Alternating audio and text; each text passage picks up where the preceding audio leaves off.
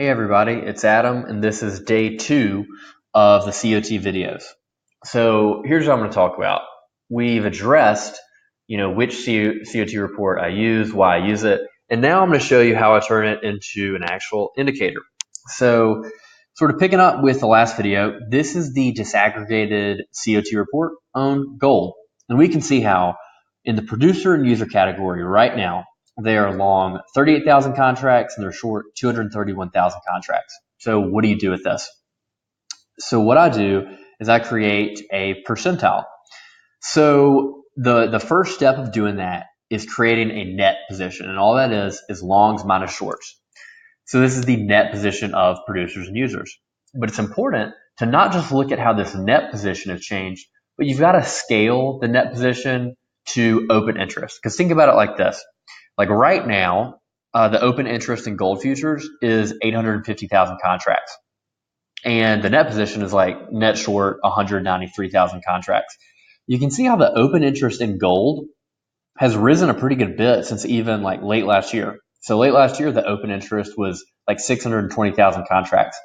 So you can see how this net position of net short 190,000 would have been a much bigger figure relative to the old open interest. So what all this means is that the gold market, it's grown. There are more outstanding futures contracts between people. And so you need to scale a net position by open interest, because this will account for when a futures market grows, like in this case, or in some markets, it actually shrinks. And so what I do with this net position is I just divide it by open interest. So now you get a net position as a percentage of open interest. And this graph is actually of this since 2006, the start of the disaggregated report. So this is not a half bad stopping point of looking at a net position and scaling it by open interest. But where it gets tricky is all these contracts are different with how people are positioned. So maybe in one contract, producers and users being net short 23% of the open interest, maybe that's extreme.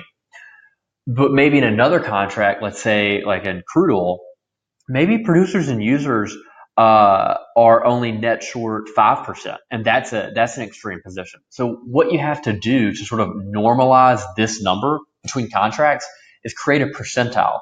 And all a percentile does is compare the current value relative to the max and min values over a given period. I personally use a 5-year period, because if you only look back at, let's say, the past 1 year of positioning of this number, I think it's too myopic, it's too short-sighted.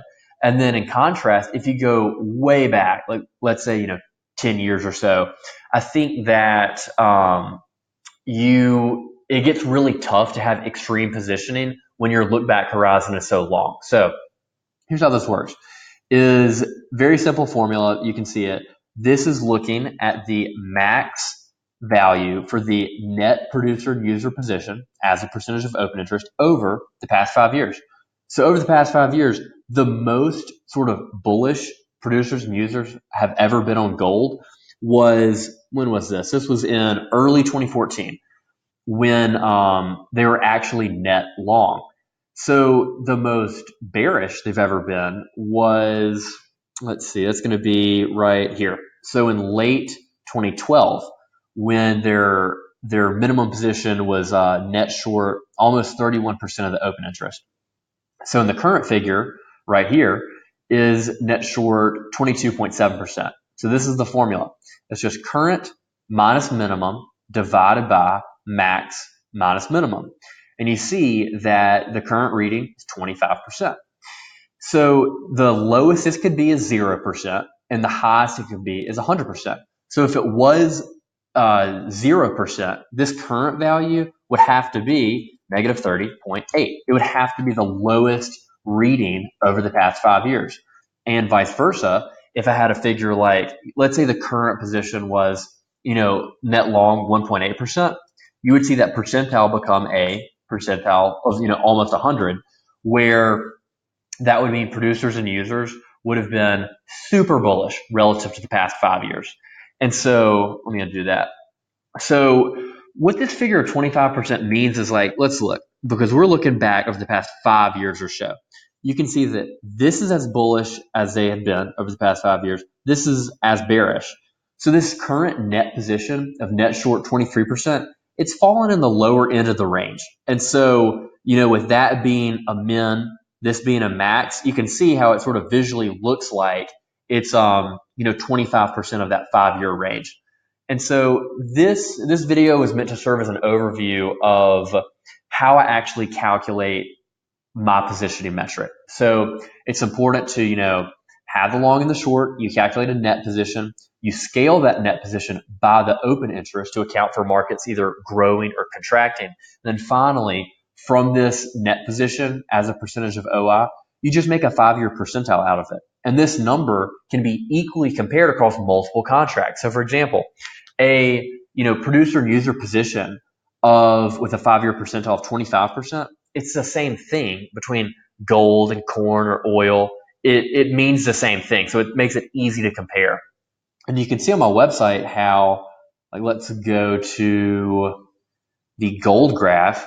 You can see how right here, the producer and user category, the 5-year percentile should be right at 25%, which is what we got.